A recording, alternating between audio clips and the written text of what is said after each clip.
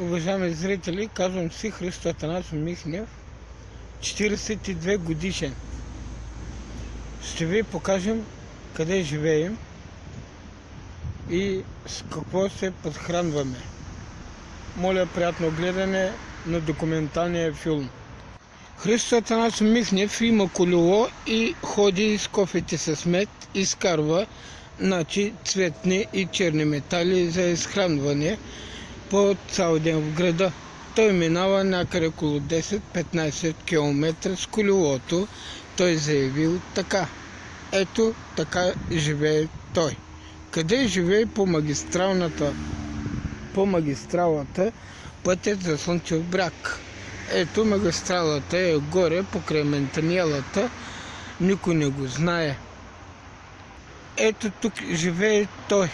И как живее в нея палатка, и сега ще видим какво има друго нещо. Това е колелото, където е превозът.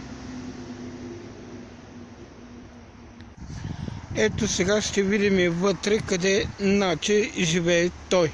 Христо Атанасов Михнев, клушарът на Бургас. Ето, това му е вътре в колибата, където живее той. Има си спално помещение, има си всичко. Матрак, одеяла и рафчи. Ето го рафчито и куфарите му с всичкото му.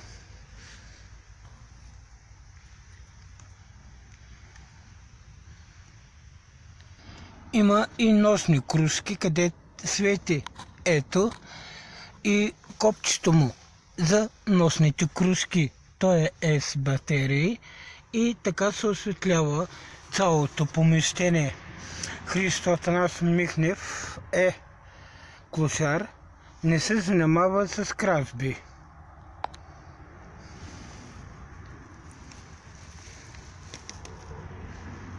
Ето след когато той заснимва всичко.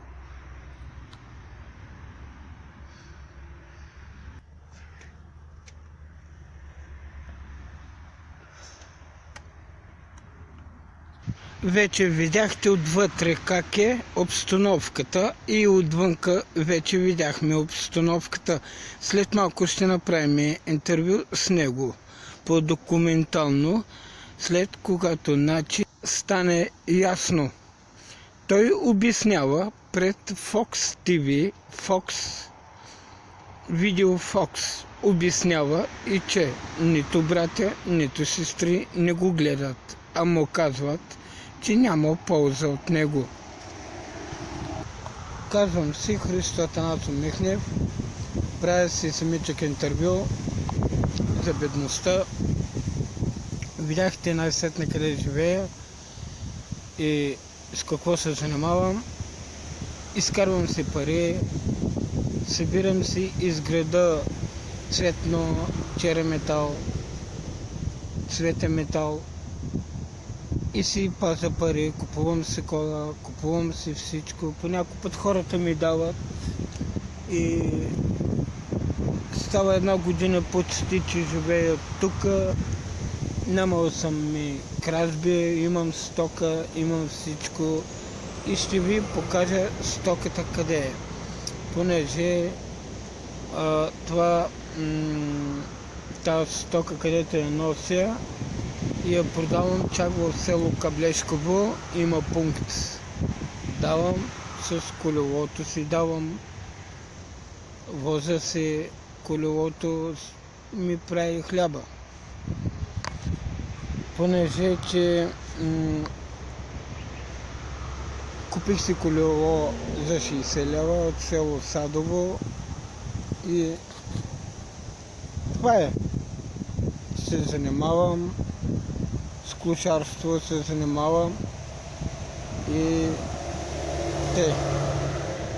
занимавам се с клошарство, няма проблеми с мене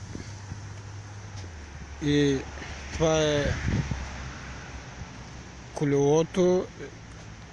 Ето тук, понеже че живея, една година става, Нито не е студено, нито не е топло, хладничко ми е вътре с дебел матрак.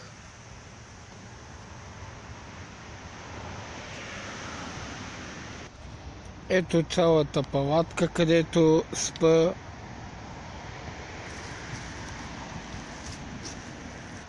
Тук отзад се крия метала.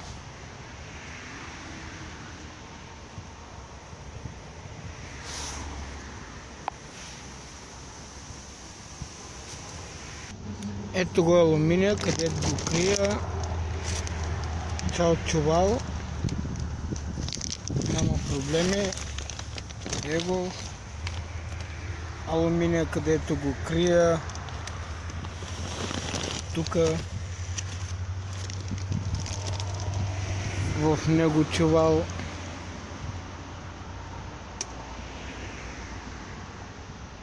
Имам маса, отвънка се сядам, пия си кафето. Его. Това ми е палатката. Няма проблеми.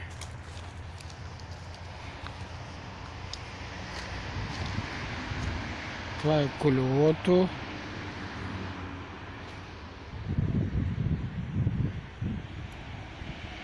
Ето тук, където спя, където ви показах отвътре. След малко ще ви покажа как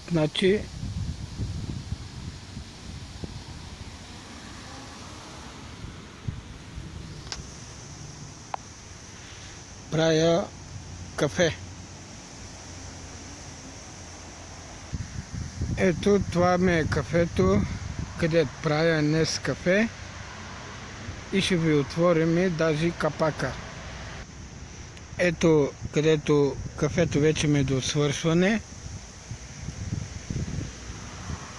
С захар вътре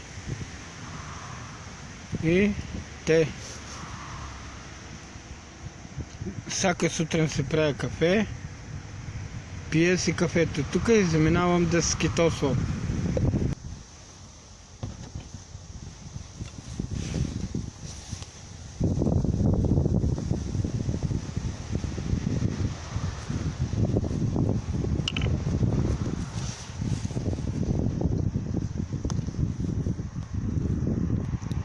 Те изсипваме водата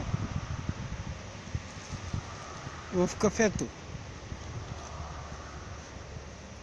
Водата се остава тук, затваряме капачката,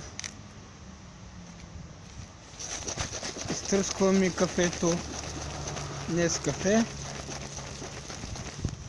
Ето кафето е готово, няма проблеми.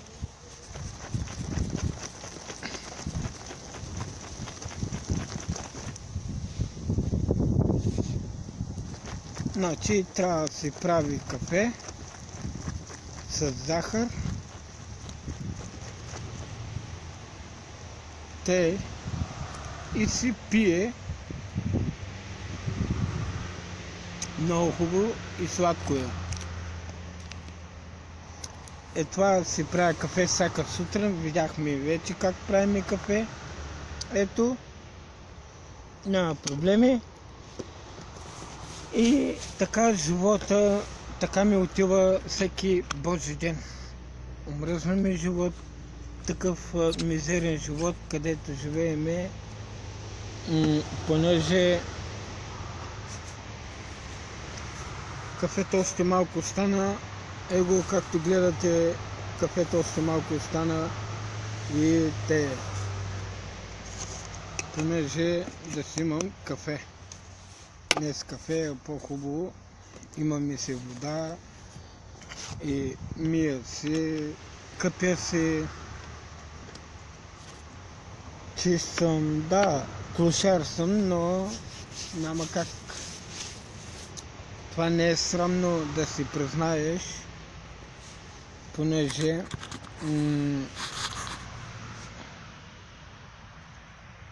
и така нататък. Не е срамно да се признаеш и че си клошар, а понеже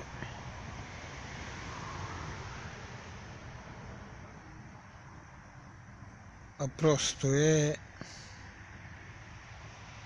мизерно разбирам, но така е.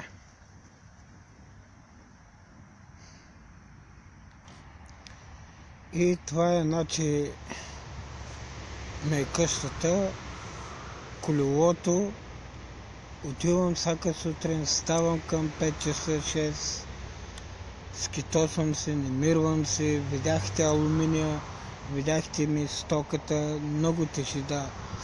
И отивам чак Каблешко с колелото, бираме на разходка. С колелото няма проблеми и така иначе аз се чувствам много добре, но моите братя, сестри, като имаш пари, всичко викат та. Добре се. Но никой не ме слушка. Аз съм на малкия близнак.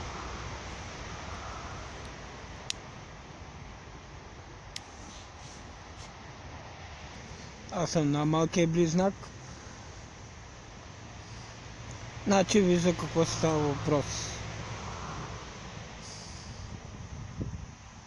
Няма да умря глад. Има. Намирва се храна. Чиста. Време на време се намирва.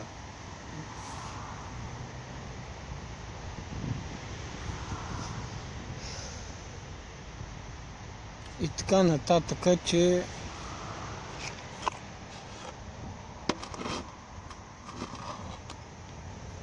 се намирва храна, ядеме се, скитосваме се, не общувам с много хора, да ви кажа, сам самичък съм тук, защото приятел много крадат.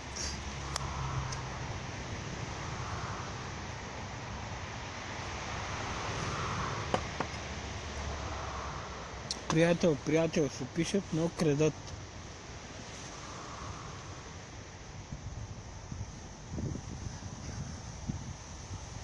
Навънка съм, на гора съм. Сега ще ви покажем и гората, къде съм. Ето е гората, след когато можем да се разходим.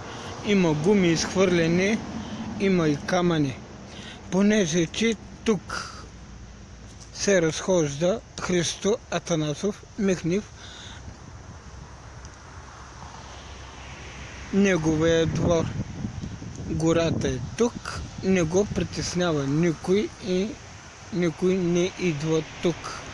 След когато спи тук, след когато живее тук, той ще живее много добре.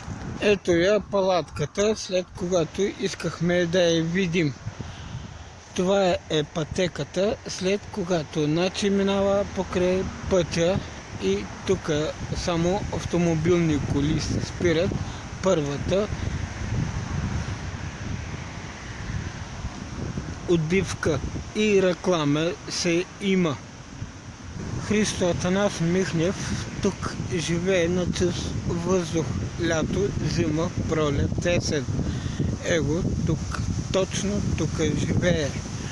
След когато той живее тук, няма си проблеми с никой. Моля. Понеже, че този документалният филм може да се продължи и втора част.